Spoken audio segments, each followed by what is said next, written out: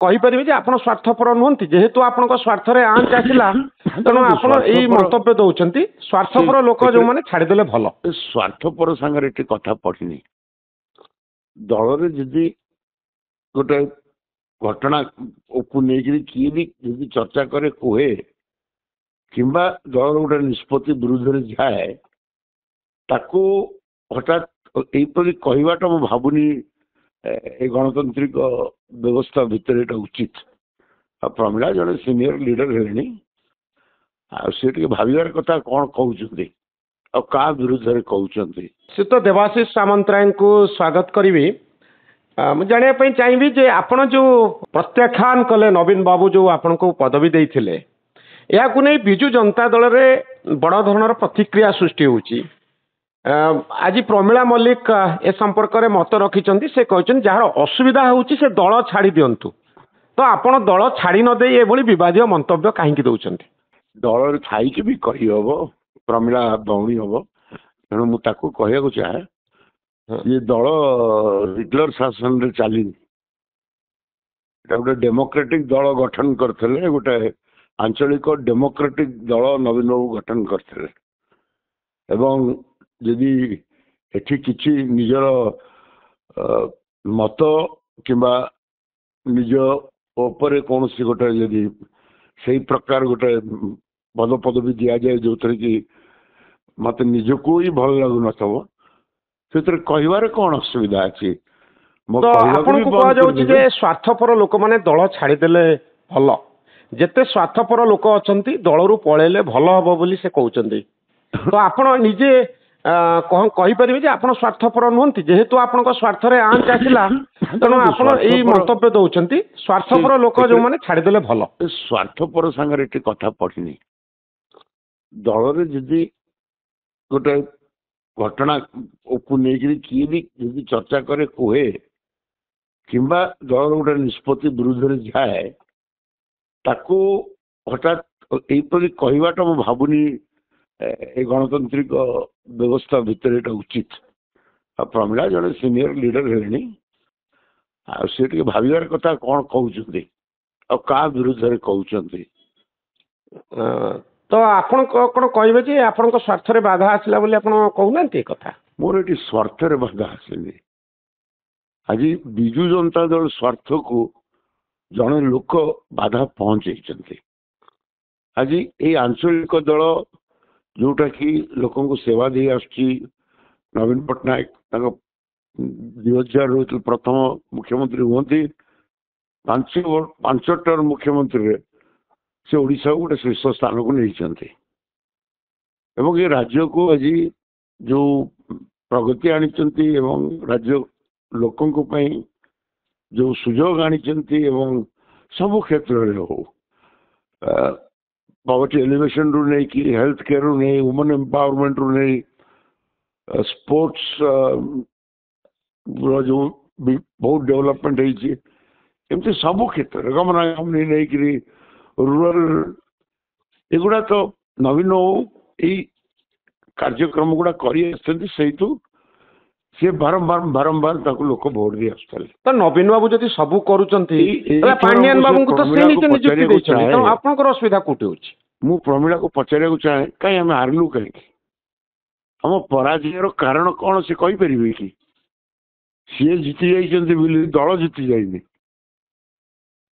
तेणु पचारे तो आप हारे कहीं सेटा को तो कई से समीक्षा करूना तो आपणकर समीक्षा कौन कहूँ देवाशीष बाबू मो समीक्षा कहूनी प्रत्येक विजु जनता कर्मी मोहर गोटाए लोकर ना जहाँ लगी आम पराजय हेलु को लोकर ना नवीन बाबू बुलिलेनी भैरव पांडियन बुलिले पोस्टर रू विजु ना उठीगला सी हो गले मेन कैंपेनर स्टार कैंपेनर घोषणा हेले किंतु कौन सी कैंपेन दायित्व दिगला ना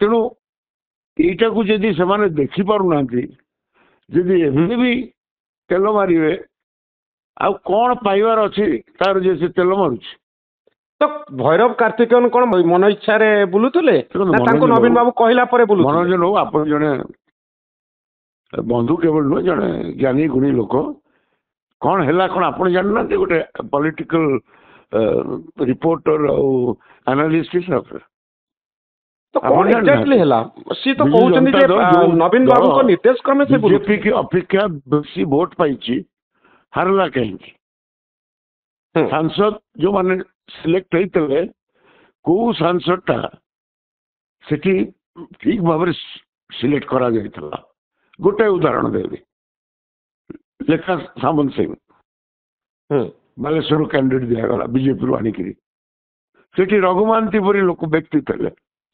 देलेनी आ मु भल भाव जानी जो किसी लोक प्रश्न कर उत्तर था सांसद हारीगले आमर परवा नहीं आमर सरकार आसुची राज्य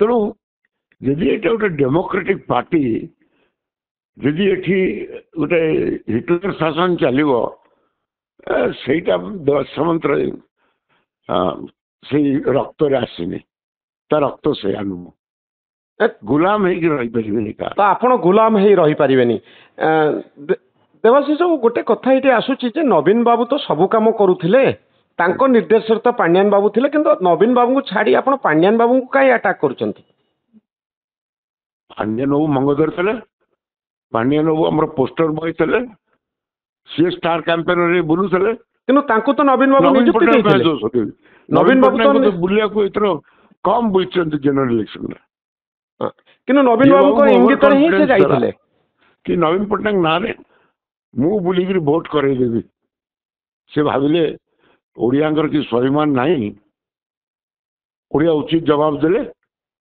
ये भोटटा नवीन पटनायक विरुद्ध रे जाइनी से व्यक्ति विरुद्ध रे जाइछि जो कि आम यही प्रकार हारिलु आपण नुआपड़ा भी हारिले तार कारण कौन कैंडिडेट सिलेक्शन आप जानना हर एक बीजेडी कर्मी नेता मन में से ही प्रश्न ये कि कैंडिडेट चयन करागला जड़े बरगढ़ रु नेत्री को लेकिन नुआपड़ा छिड़ा कर तमें नुआपड़ा स्वाभिमान को असम्मान कल तो कैंडिडेट चयन किए कला स्नेहांगिनी चुरिया को किए चयन कला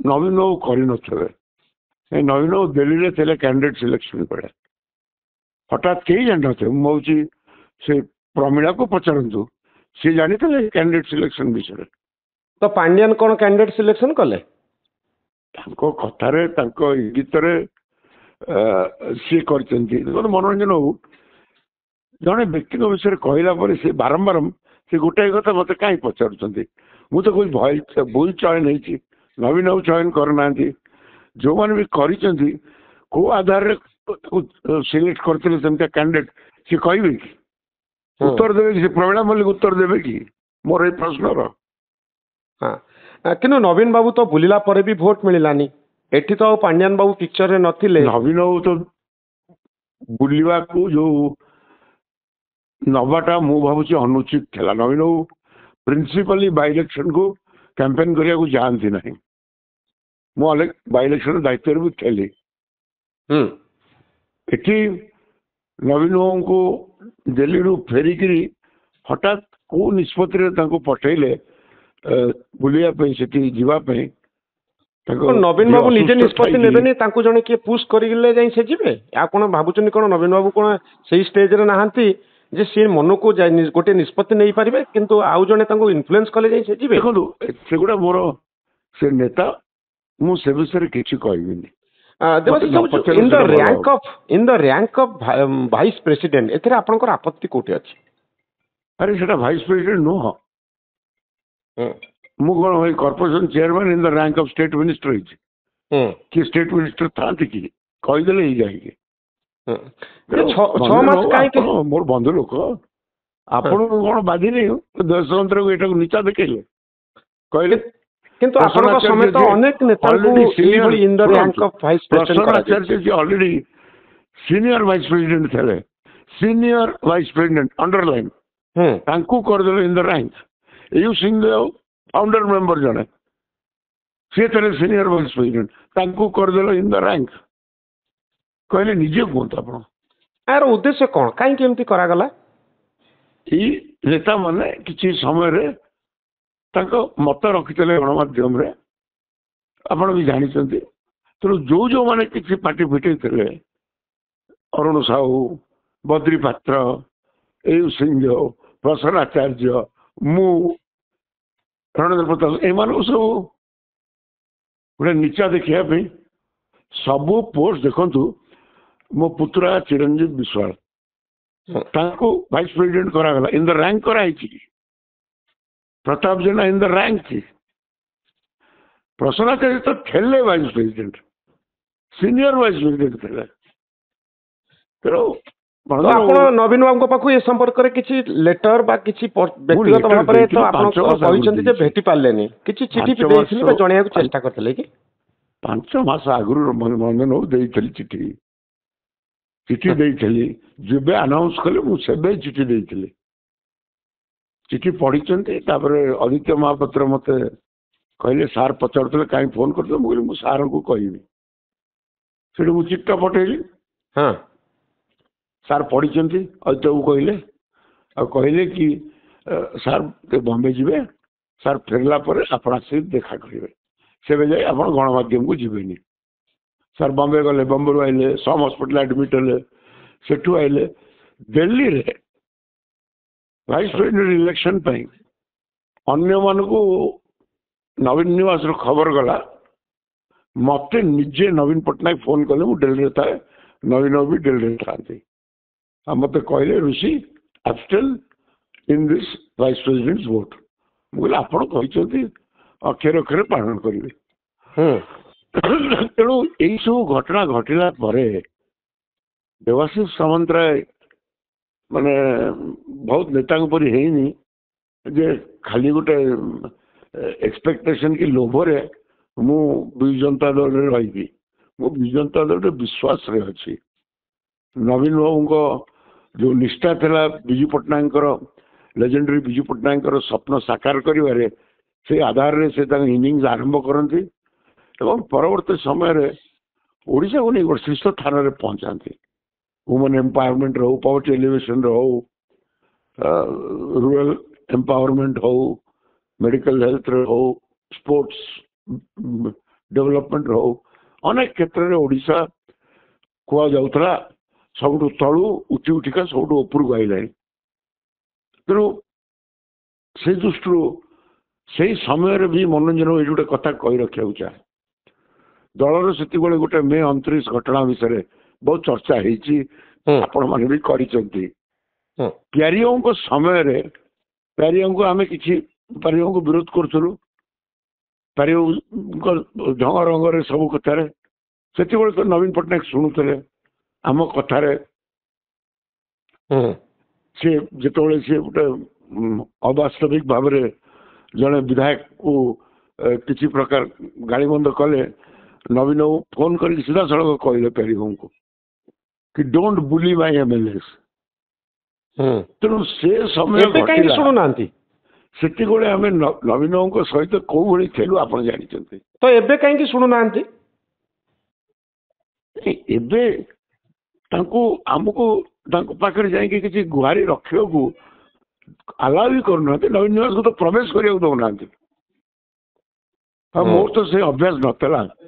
ସିଧାସଳଖ ଯାଉଥିଲୁ, ସାର୍ଙ୍କ ପାଖରେ ବସୁଥିଲୁ, କଥା ହଉଥିଲୁ। ଆଉ ମୋର ତ ସମ୍ପର୍କ ଜାଣିଛନ୍ତି ନବୀନଙ୍କ ସହିତ।